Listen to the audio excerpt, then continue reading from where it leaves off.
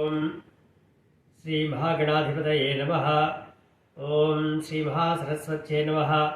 ఓం శ్రీ గురుభ్యో నమః. హరి ఓం.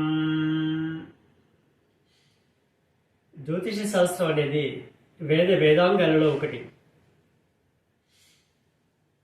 చాలా ప్రాచీనమైనది, ప్రామాణికమైనది. ఈ జ్యోతిష శాస్త్రంలో పంచాంగం అన్నది ఒకటి. ఇది మనందరికీ కూడా వాడుకలో తెలిసినది. పంచాంగం అంటే పంచ అంగములు కలది. పంచ అంగములు అంటే ఏమిటి? జ్యోతిష శాస్త్రానికి ఎంతో ముఖ్యమైనవి ఈ పంచాంగ విషయాలన్నమాట.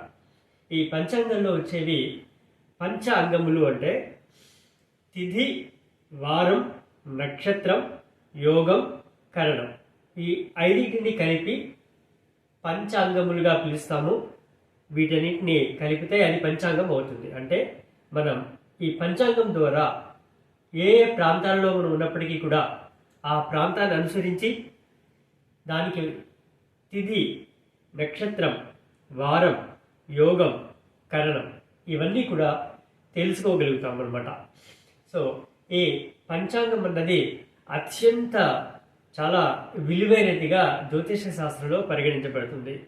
ఈ పంచాంగాన్ని ప్రతి ఉగాది రోజున ప్రారంభించి ఉగాది రోజున పంచాంగ శ్రవణం చేయడం అనేది అనాదిగా వస్తున్నది.